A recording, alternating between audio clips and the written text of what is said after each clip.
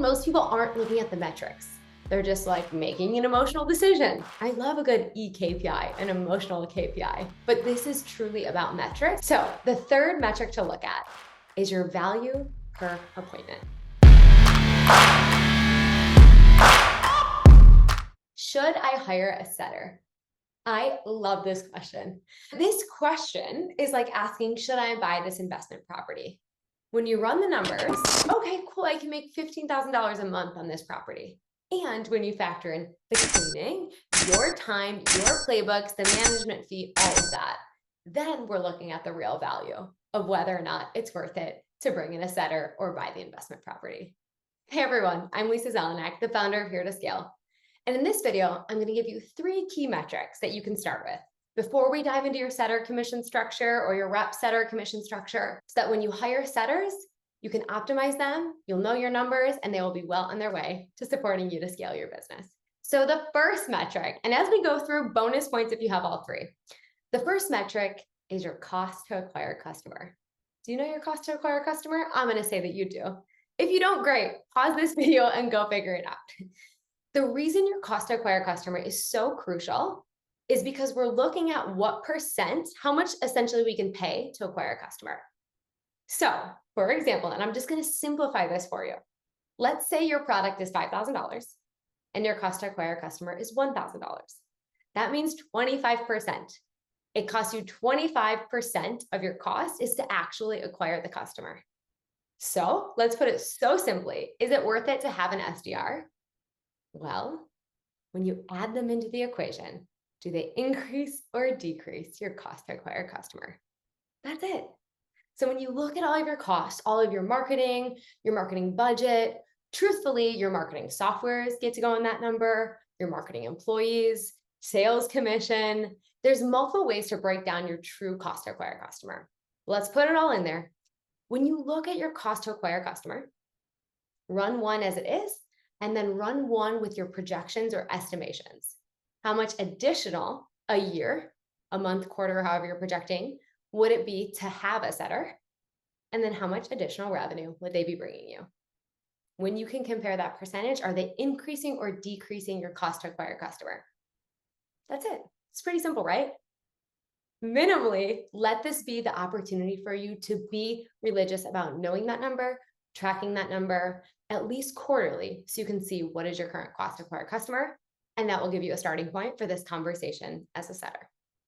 The next metric to look at, let's see if you know this one, is your lead to appointment ratio. If you have this many leads, how many appointments are you generating? So maybe for every 100 leads, you're generating 1 appointment. Maybe it's every 10, you're generating 1 appointment. Figure out that actual ratio, or in this case, it can be a percentage. So if you have 100 leads generating 1 appointment, 1%. If you have 50 leads generating one appointment, 2%. So figuring out that metric, because at the end of the day, truly one of the most simplest ways to look at a setter is that they're impacting this number. So again, if you think they're going to 2x production from every 50 leads to 25 leads will become an appointment, then all of a sudden you can see how impactful they will or won't be, and you can generate projections for your sales team. So when you calculate that and knowing the actual close rate of your sales team, that will support you as you look at current leads generated, how much additional revenue you would bring in if the setter could change the lead to appointment ratio. So check it out, break it down. Once you have that metric, and you also know, of course, your sales show rate and close rate, then you'll actually be able to see how much influence your setters will have on revenue. So you're making your prediction.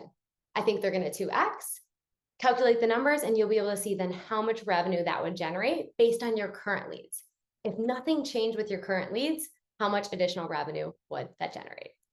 The third and final metric we're going to look at is your value per appointment. What's a value per appointment? I'm glad you asked. And it'd be awesome actually if you already have this metric. Comment below if you do, because I would love to give you praise that you know this metric. But knowing your value per appointment is knowing that on average, how much is an appointment worth to us?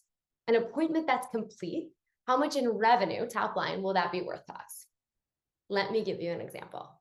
So again, say our product is worth $5,000 and our sales team, let's call it, is closing at 25%. when you do the math, so 5,000 times 0.25, that means the value per appointment is going to be $1,250. So every appointment that gets completed, it really is worth $1,250 to us. But wait, are you sure? Because what if someone closes 50%, but someone else closes 10? Yes, because on average, that is going to be the value of the appointment. So as an owner, a CEO, or even a sales director, now I know how to base my numbers. Every time someone completes a call, if it's worth $1,250, I can now do projections on what I can spend to bring in that call. Now that you know your value per appointment, the other metric that you're looking at coinciding with this is your profitability. So let's say with this amazing product, you're profiting about 50%. Then you can look at, would I be willing to take off another 1% off the top, another 10% off the top to pay a setter to actually generate this revenue? So that's where you can start to look at the metrics. So let's play this out. If your value per appointment is $1,250, 10% means that you would be spending $125 per appointment. What does that mean? Again, if every 4 calls close, that means you're spending additional $500 to bring in the $5,000 sale. That might be a lot, but maybe not. You can figure out the metrics. Because the other thing to look at is maybe with a setter coming in, you pay them out 10%, but actually the close rate becomes much higher. Maybe it becomes a 50% close rate for a setter set appointment. All of a sudden, you're decreasing all of your metrics. So this number we can go down so many rabbit holes with, but I want you to figure that out and start to play with it as it relates to profitability, test out some metrics, see how you think it would impact close rate. Again, this is just to open the conversation of what metrics we can look at as we dive into setters.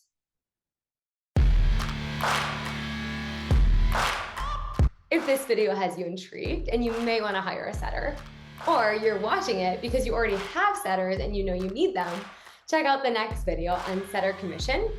I even included templates as well as sales rep commission if their setter is also closing. Look forward to seeing you in the next video.